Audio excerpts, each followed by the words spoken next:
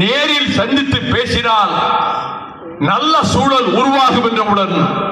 நீங்களே அதை செய்யுங்கள் என்று கலைஞர் கூற, சிராஜுல் மில்லத் அவர்கள் அண்ணாவிடத்திலே சென்று நீங்கள் காயிதே மில்லத்தை சந்திக்க வர வேண்டும் என சொல்லவும், குரோம்பேட்டையிலே இருந்த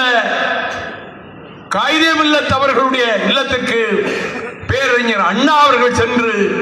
2 மணி நேரம் அவர்கள் உரையாடியதின் விளைவாக திராவிட முன்னேற்ற கழகத்திற்கும் இந்திய யூனியன் முஸ்லீம் லீக் இயக்கத்திற்கும்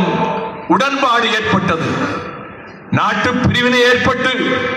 47ஆம் ஆண்டு டிசம்பர் மாதம் 17, 18 தேதிகளில் கராச்சி மாநகரில் இந்திய முஸ்லீம் லீக் என்ற அந்த பெயரில் அதற்கு முன்பிருந்த முஸ்லீம் லீக்கினுடைய அந்த கூட்டத்தில் 2 பகுதிகளாக பாகிஸ்தானின் முஸ்லீம் லீக்குக்கு லியாகத் அலி கான் தலைவர், இந்தியாவிலே இருக்கக்கூடிய முஸ்லீம் லீக்குக்கு காயிதே மில்லத் தலைவர் என்று சொன்ன பிறகு லியாகத் அலி கான் எழுந்து, உங்களுக்கு ஏதாவது இந்தியாவிலே தொல்லை ஏற்படுமானால் எங்களை நாடுங்கள், நாங்கள் எல்லா உதவிகளும் செய்கிறோம் என்றவுடன் உடனே எழுந்து மறுத்து, ஒரு காலம் உங்களை நாங்கள் நாடமாட்டோம், நீங்கள் இந்த முஸ்லீம் லீக் இயக்கத்தில் இருக்கக்கூடிய கருவூலத்தில் நிதியில் ஒரு பாதியை எங்களுக்கு தருவதாக சொன்னதையே நாங்கள் ஏற்றுக்கொள்ளவில்லை, சல்லி காசும் வாங்க மாட்டோம், நாங்கள்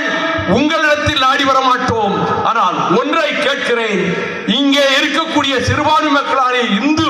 சமயத்தை சேர்ந்த மக்களுக்கு எந்த தொல்லையும் நேர்ந்து விடாமல் நீங்கள் பாதுகாக்க வேண்டியது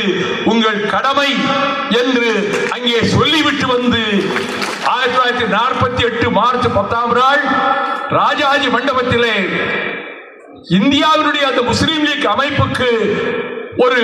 உருவகம் கொடுக்கக்கூடிய அந்த நிகழ்ச்சியில் தான் இந்திய யூனியன் முஸ்லீம் லீக் என்ற அமைப்புக்கு காயிதே மில்லத் அவர்கள்